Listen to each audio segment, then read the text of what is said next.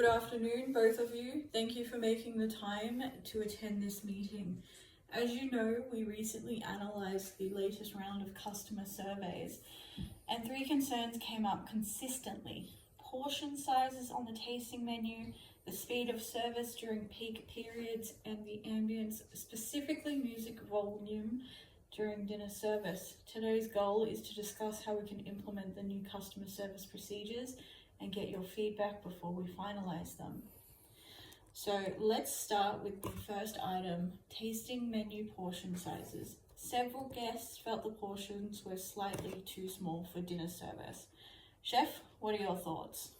Yes, I reviewed the comments as well. Some guests compare our tasting portions to other restaurants and expect a little more substance for dinner. I can revise the tasting menu portion guide and adjust the gram amounts without heavily affecting food costs. My plan is to test new plating next week. That sounds good.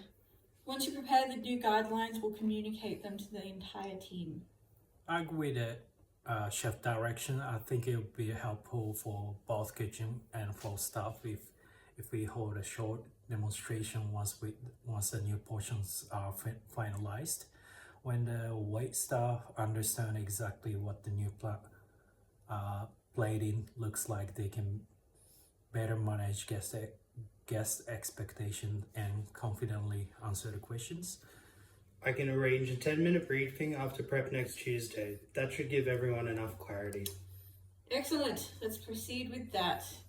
The second issue is service speed. Guests are reporting long waits between courses during busy hours. One proposed solution is to introduce a section leader system so communication is clearer. What do you think? I think assigning section leaders will help, especially on the weekends, but I also suggest creating a real-time service flow check. For example, one person each shift in which each shift monitors table progression. If the table has been waiting more than a specific number of minutes, they notify the kitchen immediately. This will prevent delays before they become a problem.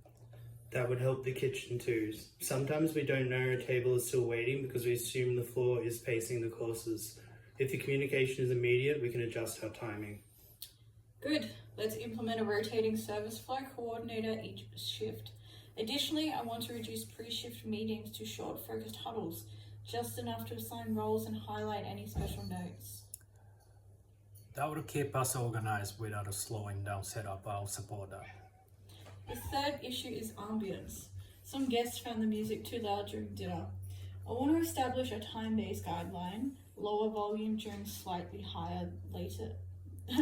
lower volume during dinner, slightly higher later in the night. Any feedback? I think a time guideline is a good start, but I also like to propose an ambience check routine.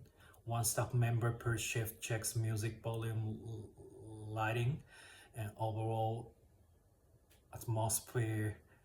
Scheduled times maybe start middle and end of the shift. Guests notice consistency, so this would help maintain the stable dining environment. That's reasonable. From the kitchen side, we can communicate if we notice guests leaning in to hear each other. That's usually a sign the music is too loud. Great. I'll create a simple ambience checklist and add it to our shift routine. Finally, communication.